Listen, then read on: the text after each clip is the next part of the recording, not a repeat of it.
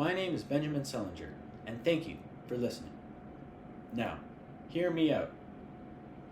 A government's existence is justified only by its responsibility to serve its citizens, and I can prove this. Imagine a time before humanity, a time where the concepts of the rules of the jungle had never even been considered, a time where people's actions had never even been limited. Anarchy comes to mind, where people were allowed to rape, murder, and steal without any repercussions. The only way we can solve this is with government.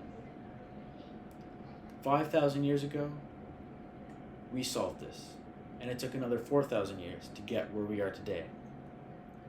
A government is a useful and powerful tool that must be used. People like to believe that they work for the government, that they break their backs every day just to pay taxes and to keep power away from themselves. But this is just not true. I ask you, why do we pay taxes?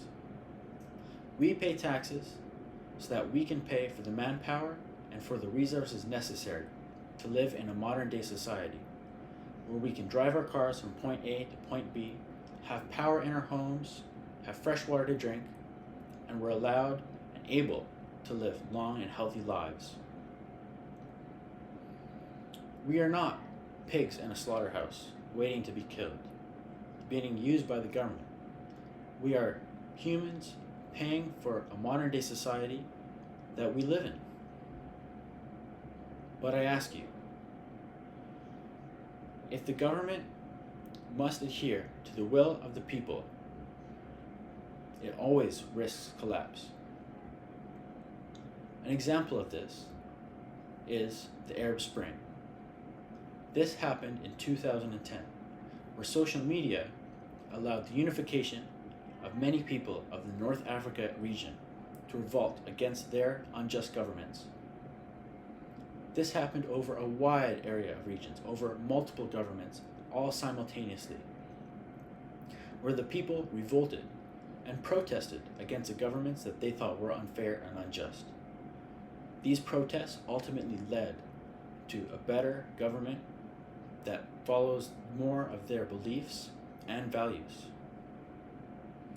Another example is the Berlin Wall. After Nazi Germany dismantled, Germany was divided between the communist Russians and the democratic British. On the Russian side, people were not allowed to enter or leave. It was like a prison.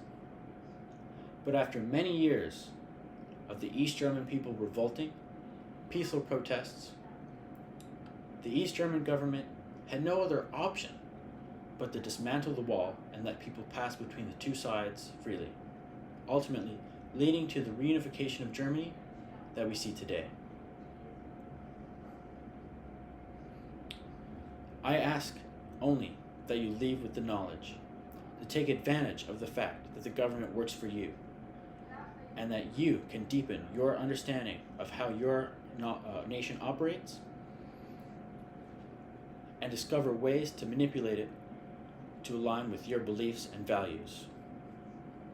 I have been enlightened by the phenomenal book, Why Do We Obey, by Janie Atkins. It states how authority always remains vulnerable to challenge, even by individuals or groups who lack conventional power, yet disrupt and reshape authority through persistence and collective action. Everyone has the power to influence political outcomes through group membership, unification, and competition.